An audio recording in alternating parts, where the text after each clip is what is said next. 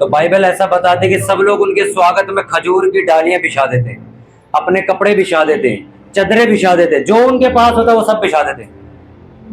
तो खजूर की डालियां उस टाइम पे ज्यादा हुआ करती थी। पाम ट्री जो होते, खजूर का जो पेड़ होता है, वहां से लोगों ने डालियां तोड़ तोड़ के रास्ते में बिछा दी थी जब यीशु मसीह यरूशलेम के अंदर आ रहे थे।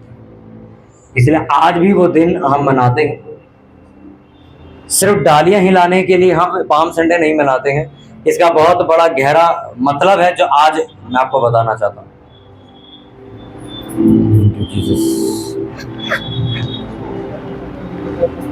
सब जन निकाले नया नियम, पहला कुरिन्थियों 6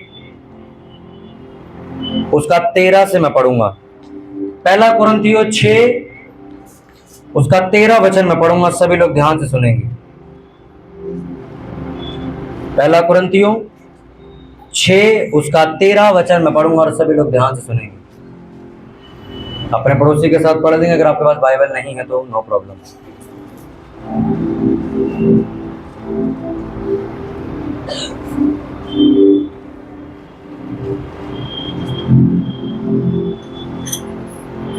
पहला कुरिन्थियों 6 उसका 13 वचन में पढ़ूंगा। भोजन पेट के लिए और पेट भोजन के लिए है, परंतु परमेश्वर इसको और उसको दोनों को नष्ट करेगा। परंतु देह व्यभिचार के लिए नहीं, वरन प्रभु के लिए है, और प्रभु देह के लिए है। परमेश्वर ने अपनी सामर्थ्य से प्रभु को जिलाया और हमें भी जिलाएगा। क्या तुम नहीं जानते कि तुम्हारी देह मसीह के अंग है? तो क्या मैं मसीह के अंग लेकर उन्हें वेश्या के अंग बनाऊं? कदापि नहीं। क्या तुम नहीं जानते कि जो कोई वेश्या से संगति करता है वह उसके साथ एक तन हो जाता है? क्योंकि लिखा है वे दोनों एक तन होंगे। और जो प्रभु की संगति में रहता है वह उसके साथ एक आत्मा हो जाता है। व्यभिचार से बचे रहो। जितने अन्य पाप मनुष्य करता है वे देह के बाहर है, परंतु व्यभिचार करने वाला अपनी ही देह के विरुद्ध पाप करता है। क्या तुम नहीं जानते कि तुम्हारी देह पवित्र आत्मा का मंदिर है, जो तुम में बसा हुआ है और तुम्हें परमेश्वर की ओर से मिला है, और तुम अपने नहीं हो, क्योंकि दाम देकर मोल लिए गए हो। इसीलिए अपनी देह के द्वारा परमेश्वर की महिमा करो। सब बोलो आमीन। अपने पड़ोसी को बोलो ध्यान से सुन। सुनने से ही विश्वास पैदा होता है। हालेलुया। बाइबल में लिखा जो तुम्हारा शरीर है वह वेश्या के लिए नहीं है, व्यभिचार के लिए नहीं है, नशा करने के लिए नहीं है। बाइबल ऐसा बताती है जो तुम्हारा शरीर है वो परमेश्वर का मंदिर होने के लिए चुना गया है। इसकी बेस कम कर थोड़ी सी। अपने पड़ोसी को बोलो ध्यान से सुन। सुनने से विश्वास पैदा होता है। उसने कहा परंतु देह व्यभिचार के लिए नहीं, वरन प्रभु के लिए, और प्रभु देह के लिए है। परमेश्वर ने अपनी सामर्थ्य से प्रभु को जिलाया और हमें भी जिलाएगा। क्योंकि क्या तुम नहीं जानते कि तुम्हारी देह मसीह के अंग है? तो क्या मैं मसीह के अंग लेकर उन्हें वेश्या के अंग बनाऊं? कदापि नहीं। क्योंकि तुम नहीं जानते कि जो कोई वेश्या से संगति करता है उसके साथ एक तन हो जाता है। सब बोलो आमीन।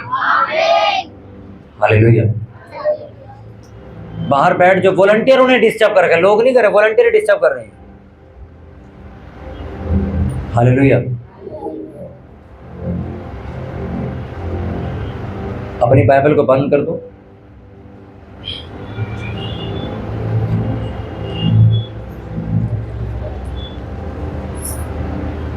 प्रभु यीशु मसीह जब यरूशलेम में प्रवेश करते तो यरूशलेम के अंदर बाइबल बताती है उस वक्त परमेश्वर का मंदिर था, जिस मंदिर में देश दुनिया के लोग आके उपासना करते थे, आराधना करते थे, अपनी भेंट चढ़ाते थे। सारे काम परमेश्वर के मंदिर में किए जाते थे। वो यरूशलेम के अंदर बना हुआ था। लेकिन जब प्रभु यीशु मसीह ने एंट्री करी तो यरूशलेम के अंदर करी थी।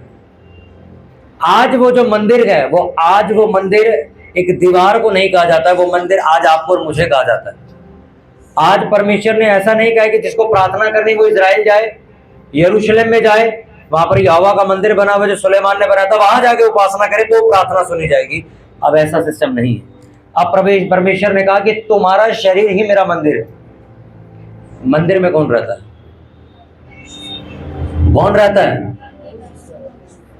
अब बाइबल बताती तुम्हारा शरीर ही परमेश्वर ने अपना मंदिर बना लिया, तो लिखा वो तुम्हारे अंदर वास करता है, वो तुम्हारे अंदर रहता है।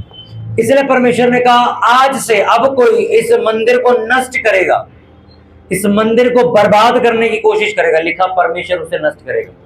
अब नष्ट करने का मतलब तो नहीं है कि कोई व्यक्ति सुबह उठकर अपनी उंगली काट ले या अपना गला चीर ले या अपनी चमड़ी उतार ले, ऐसा तो कोई भी नहीं करेगा।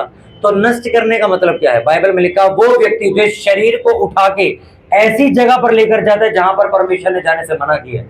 बाइबल में लिखा तुम्हारा शरीर जो मंदिर है तुम ये वेश्याओं के पास नहीं लेके जा सकते। व्यभिचार, आपका शरीर आपके हस्बैंड के लिए है सिर्फ, आपका शरीर आपकी वाइफ के लिए है सिर्फ। बाइबल में लिखा अगर ये शरीर वेश्याओं के पास जाता है, जगह जगह मुंह मारने के लिए, व्यभिचार करने के लिए जाता, तो लिखा तुम अपने शरीर को यानी कि परमेश्वर के मंदिर को नष्ट कर रहे हो।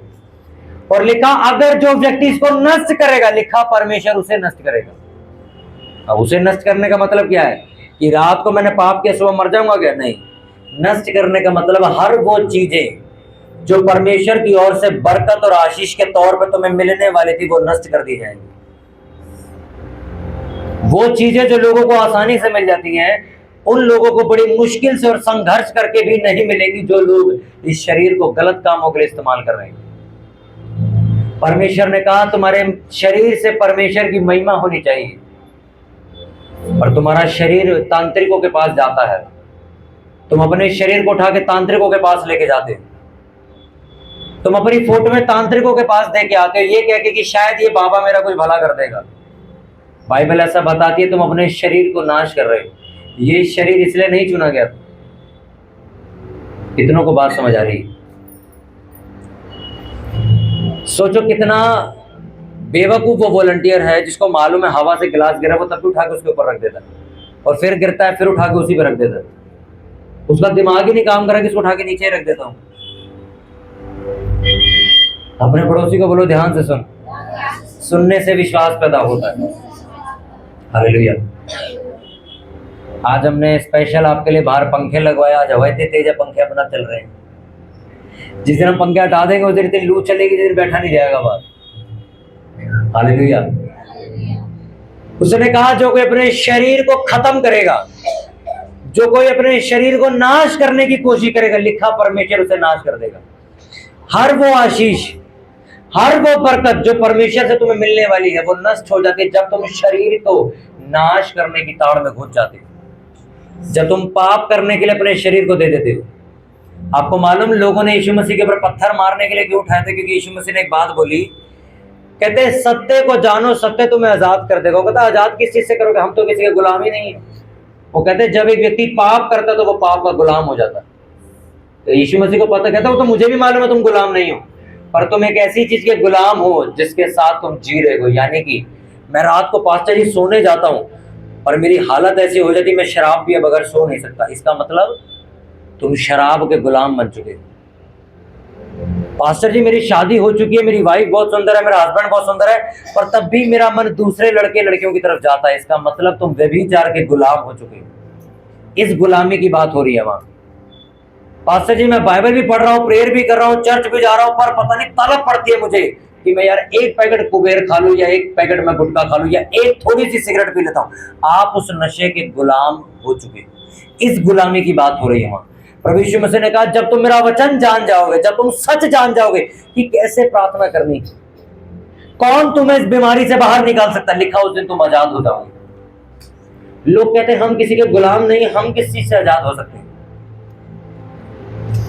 अरे आप लोग कहते हो कि परमेश्वर आपका सच है तो हमारा झूठा है क्या? प्रभु यीशु मसीह ने खुलेआम ये बात बोली थी कि जाओ चेक करो, ग्रंथ पढ़ो, किताबें पढ़ो, मैं तुम्हें कहता हूं उद्धार मेरे अलावा किसी के पास नहीं। यीशु मसीह ने चोरी छिपे नहीं कहा कि नहीं मैं तुम्हें पर्सनली बता रहा हूं। प्रभु यीशु मसीह ने चैलेंज दिया, कहता जाओ दुनिया जहान में घूमो, इंटरनेट पे पढ़ो, किताबें पढ़ो, ग्रंथ पढ़ो, निकाल के बताओ उद्धार किसके पास है। यीशु मसीह ने कहा जीवन मृत्यु मेरे पास, उद्धार भी मेरे पास ही है। ये क्लियर शब्द थे यीशु मसीह के। जब एक व्यक्ति चोरी करता है ना तो वो सड़क पर खड़ा होकर नहीं बोल सकता कि आप मेरी जेब चेक कर लो भाई साहब, मैंने चोरी नहीं की। वो छुपता है। पर जिसने चोरी नहीं करी वो क्या बोलता है, भाई मेरी जेब चेक कर ले, मिल गया तो तेरा जा। उसे कॉन्फिडेंस है, उसको मालूम है मैंने चोरी नहीं करी। यीशु मसीह ने चौराहे पे खड़े होकर बोला है मेरे अलावा कोई परमेश्वर नहीं। छुप के नहीं बोला उसने। भाई को कम कर दो, उसके हाथ जोड़ के विनती मेरी आप लोगों से। उसने छुप के नहीं बोला कि अरे नहीं मैं कहीं कहीं परमेश्वर हूं। उसने कहा जीवन मृत्यु मेरे पास है। अब आज खजूरी रविवार पे आप आए हो, बाइबल में लिखा कि लोगों ने यीशु मसीह का स्वागत किया, यीशु मसीह का स्वागत किया। खजूर की डालियां बिछा के, कपड़े बिछा दिए, चदरें बिछा दी, महंगे महंगे कपड़े, यीशु मसीह आ रहे, मंदिर में प्रवेश कर रहे, लोगों ने स्वागत किया। आज भी यीशु मसीह ने प्रकाशित वाक्य में लिखा कि मैं बारिश में खड़ा होकर तेरा दरवाजा खटखटाता हूं, तू अपना दरवाजा खोले हृदय का तो मैं तेरे अंदर प्रवेश कर जाऊंगा, मैं तेरे साथ बैठ के भोजन करूंगा। लेकिन इसका मतलब बहुत सारे लोगों ने आज भी यीशु मसीह का स्वागत नहीं किया है। अब आप सोचो स्वागत करने का मतलब क्या है? मंदिर क्या है आज बताओ? मंदिर दीवारें हैं या आप हो? कौन है बताओ, ऊंची आवाज बोलो। तो यीशु मसीह का प्रवेश कहां पर होगा? मंदिर में कि कहां पे होगा? यानी कि आपके अंदर। इतनों को बात समझ आएगी भाई। यीशु मसीह ने कहा अब परमेश्वर का मंदिर तुम्हारा शरीर है। लिखा मैं दरवाजे पे खड़ा, यानी कि तुम्हारे बाहर खड़ा हूं, खटखटा रहो भाई दरवाजा खोल, यानी कि अपने हृदय को खोलो कि यीशु मसीह तुम्हारे जीवन में आ सके। रोज सुबह उठ के बोलो कि प्रभु यीशु मसीह मैं आपका स्वागत करता हूं, आज का दिन में आप मेरी जिंदगी में आइए और काम कीजिए। बहुत सारे लोगों की जिंदगी में परमेश्वर आज काम नहीं कर पा रहा, पता है क्यों? क्योंकि वो सिर्फ चर्च आ रहे हैं, स्वागत नहीं कर रहे यीशु मसीह का अपने अंदर। पर क्या लिखा यीशु मसीह ने? जीवन जल की नदी तुम में से बह निकलेगी जब तुम मुझ पर विश्वास कर जाओगे। ये नहीं कि जब तुम मंडली में आ जाओगे, नहीं नहीं, उसने कहा जब तुम मुझे ग्रहण कर जाओगे, मुझे अंदर ले जाओगे। लिखा जीवन जल की नदी तुमसे बहेगी। वो बीमारी से आजादी जिसके लिए तुम ढूंढ रहे हो ना, लिखा वो तुम में रहेगी और तुम में से बहेगी, यानी कि तुम्हें भी मिलेगी और तुम्हारे द्वारा तुम लोगों को ठीक भी करोगे। कब? लिखा जब तुम मेरा स्वागत करके मेरी एंट्री करवा लोगे जिंदगी के। स्वागत करो अपनी जिंदगी में। आज आप पुकार के बोलो कि परमेश्वर मैं अपने परिवार में आपका स्वागत करती हूं। कोई रिश्तेदार आपका बिना पूछे आपके घर नहीं आता ना। आपका रिश्तेदार आने से पहले क्या बोलता है? अरे मामा मैं कल आ रहा हूं आपके घर। तो मामा कहते हैं हाँ आ जाओ ठीक है। नहीं तो आपके मामा के अरे नहीं यार मैं कल घर पे नहीं हूं, परसों आना। हाँ के ना? अगर वो आ भी जाए तो पहले दरवाजा खटखटेगा, ऐसे तो घुस नहीं सकता कोई आपके घर, आपको दरवाजा खोलना पड़ता है। उसी तरह यीशु मसीह ने कहा जब तक तुम मुझे नहीं पुकारोगे मैं नहीं आ सकता। जब तक तुम ये बोलोगे नहीं अपने मुंह से प्रभु मेरे परिवार में आ, मेरे परिवार का उद्धार कर, वो आएगा नहीं। यीशु मसीह अपने आप नहीं आएगा, पवित्र आत्मा अपने आप नहीं आता। मैं जब भी प्रचार करने आता हूं पहले बोलता पवित्र आत्मा आई और प्रचार कीजिए। मैं पुकारूंगा नहीं, वो आएगा नहीं। दुनिया की सबसे बड़ी जिनकी चर्च है पास्टर पॉल योगी, जो वो कहते हैं जब मैं चर्च में जाता हूं तो मैं 2 कुर्सी लगाता हूं, एक अपने लिए पवित्र आत्मा के लिए, इस विश्वास से कि वो मेरे साथ ही आया है। आप जब तक परमेश्वर को पुकारोगे नहीं वो आएगा नहीं। बाइबल में लिखा है धन की आशीष यहोवा की ओर से मिलती है, उसके साथ वो दुख नहीं मिला था। पुकारो उसको, मेरे परमेश्वर मैं पुकारता हूं धन की आशीष के साथ मेरे जीवन में प्रवेश कर जाइए। और आप सोच रहे वचन वो लिखा ही रहेगा, वचन वो पूरा तब होता जब आप अंगीकार कर जाते हो, पुकारते हो। क्या बोला यीशु मसीह ने? अभी हम गीत गा रहे थे, मैं पुकारता हाँ यीशु उत्तर देता, यानी कि मैं पुकारता हूं तो यीशु जवाब देता है। सोचो मैंने इसको आवाज नहीं मारी है, जवाब दे देगा मुझे? मैं आवाज मारूंगा तो मुझे जवाब देगा ये। उसने कहा स्वागत करो।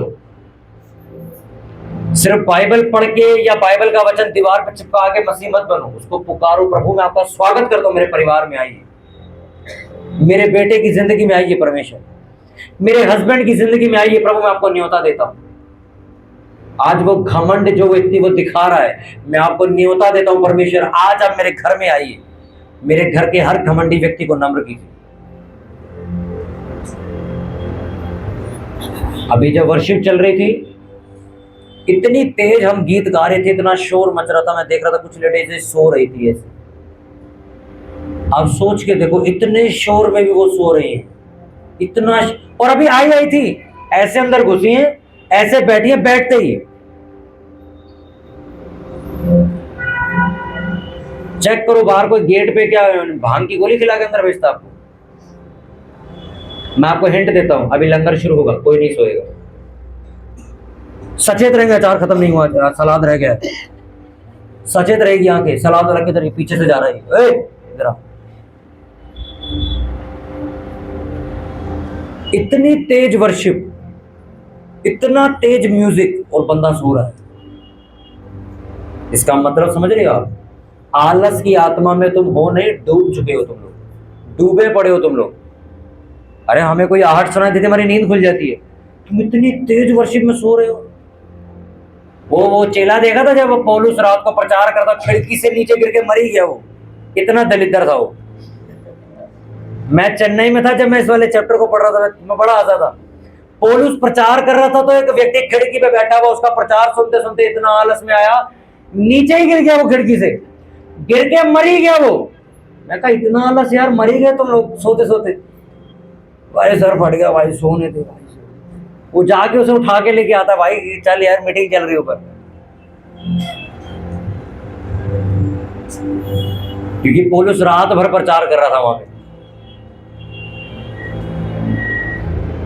ऊंची आवाज में बोलो, प्रभु यीशु मसीह, मैं आपका स्वागत करता हूं मेरी जिंदगी, मेरे फाइनेंस में मैं आपका स्वागत करता हूं, मैं अपने परिवार में आपका स्वागत करता हूं,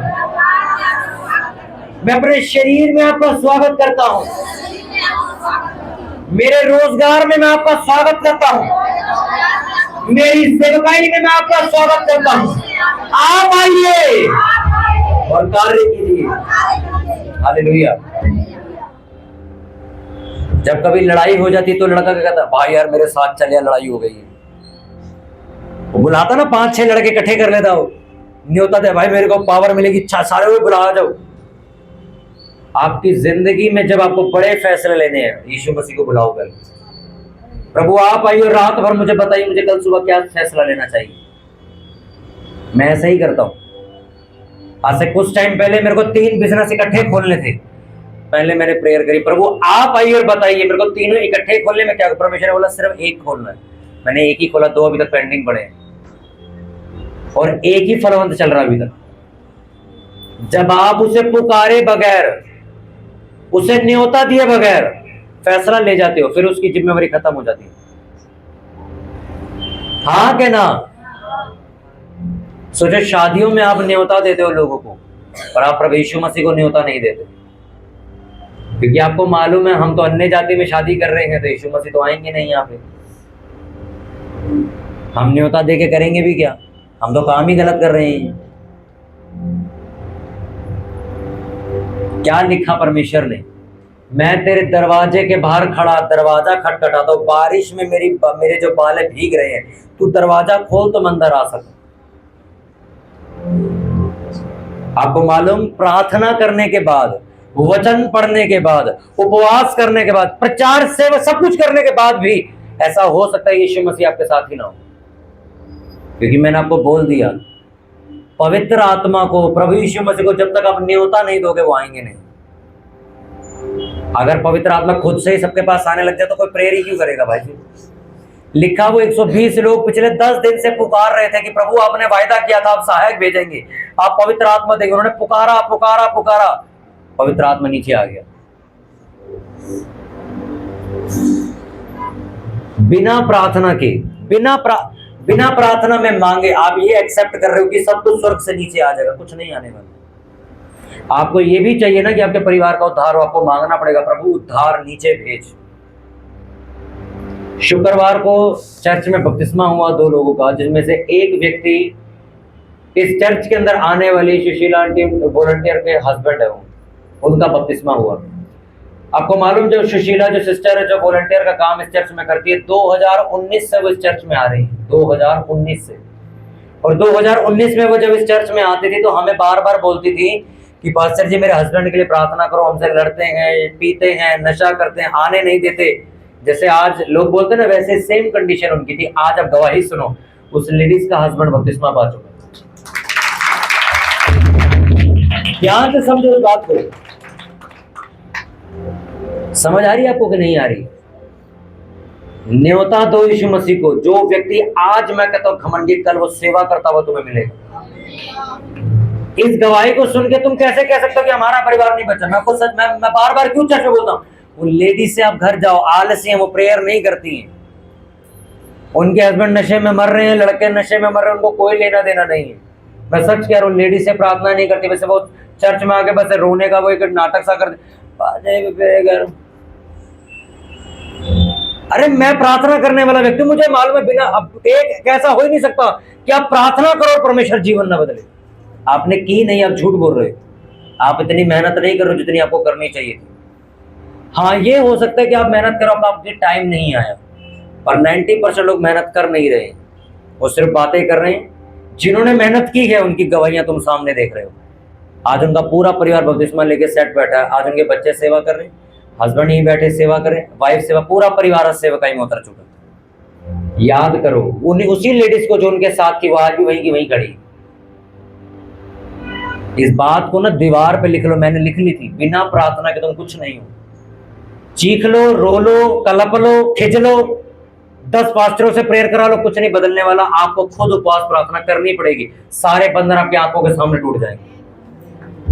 योद्धा तलवार लटका के खड़ा है और वो चीखे जा रहा है, ये सेना हार क्यों नहीं रही?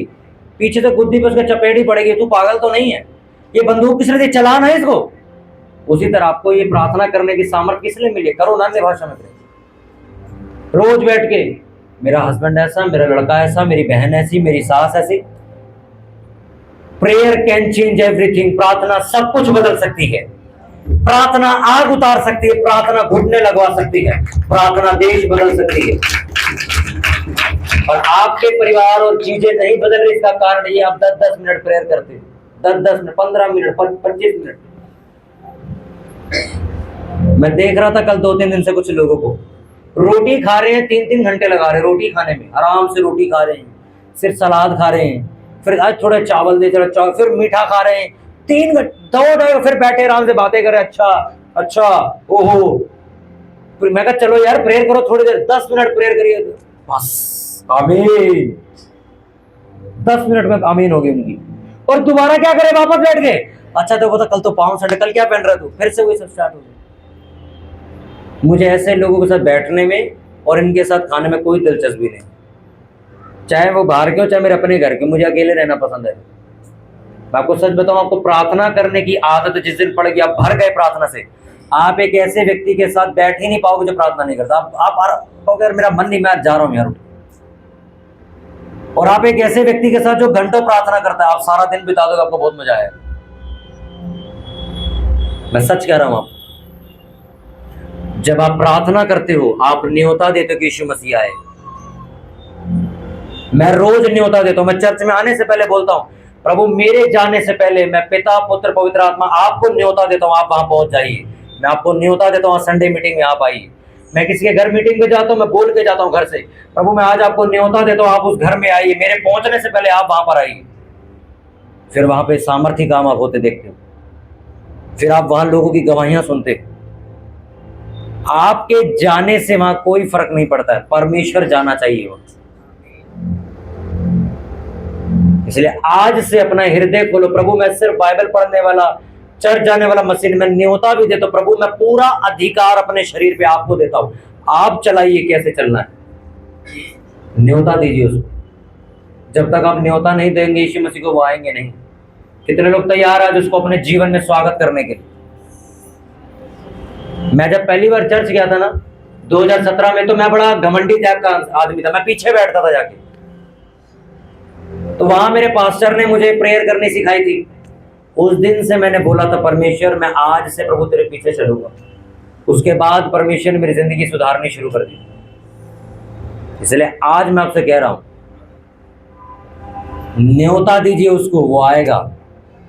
और बाइबल बताती, जैसे ही मंदिर के अंदर यानी कि तुम्हारे शरीरों के अंदर यीशु मसीह प्रवेश कर गए, वो मंदिर फिर दीवारों वाला मंदिर नहीं रह जाएगा। वो एक ऐसी स्थान और एक ऐसा जीवन बन जाएगा जिसमें से जीवन जल की नदी बाहर निकलेगी। लोग तुमसे हाथ मिलाएंगे, हील हो जाएंगे। लोग तुम्हारे घर आएंगे, बरकत पाएंगे। लोग तुमसे फोन पे बात करेंगे तो उस रात में उन्हें छोड़कर निकल जाएंगे। जिस दिन प्रभु यीशु मसीह तुम्हारे अंदर आ जाएगा, मैं सच कह रहा हूं तुम्हें, फिर तुम फोन पे भी प्रार्थना कर दोगे 800 किलोमीटर दूर, वो बंदा कहेगा भाई मेरे दोस्त आत्मा निकल गई। क्योंकि फोन पे अब तुम नहीं बात कर रहे हो, कौन बात कर रहा है? प्रभु यीशु मसीह बात कर रहे हैं। हालेलुया। अपने हाथों को उठाओ सब जन। थैंक यू लॉर्ड जीसस, धन्यवाद पवित्र पवित्र सेनाओं के यहोवा परमेश्वर। सब जन अपने हाथों को उठाएंगे, सब जन वर्शिपर अपनी अपनी जगहों पे आ जाएंगे। सभी जन अपने हाथों को उठाओ, सब जन उठाओ और प्रार्थना करो। आज न्योता दो। अरे आपको प्रार्थना करनी है, अपने होठों को खोलिए और प्रार्थना कीजिए। पुकारो आज प्रभु यीशु मसीह को। हर एक क्षेत्र में आप न्योता दीजिए, अपने फाइनेंस में, घर में, परिवार में, बच्चों में, अपनी जिंदगी में, अपने शरीर में। बोलिए पिता पुत्र पवित्र आत्मा, हम आपका स्वागत करते हैं। मैं आपको न्योता देता हूँ प्रभु, आप आइए। मैं आपको न्योता देता हूँ परमेश्वर, और मेरी जिंदगी को बदल के रख दीजिए परमेश्वर। तो ऊंची ऊंची आवाज में हर एक चीज का नाम लेंगे और हर एक चीज के लिए आप उसका न्योता देंगे। सभी ऊंची आवाज में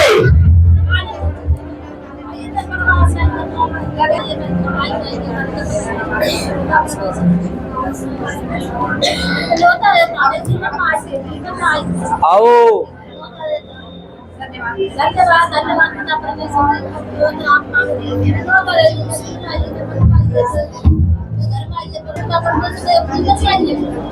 यीशुआ तू छेती छेती आ, यीशु जी अस्सी तक दे अरना।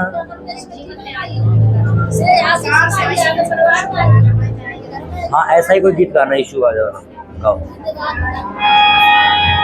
माइक दे, होठों तक कर, होठ तक टच कर। अपने हाथों को उठा के प्रार्थना करेंगे कि प्रभु यीशु मसीह, मैं आपको पुकारता हूँ, आप आइए मेरी लाइफ में, आइए परमेश्वर, मेरे कैरियर में आइए, मेरी मैरिज लाइफ में आइए प्रभु, मेरे फाइनेंस में आइए, मेरे ख्यालों में आइए, मेरे थॉट्स में आइए परमेश्वर।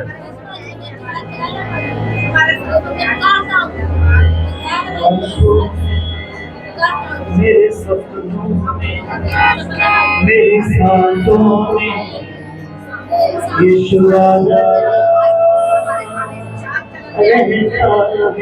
Thank you Lord Jesus.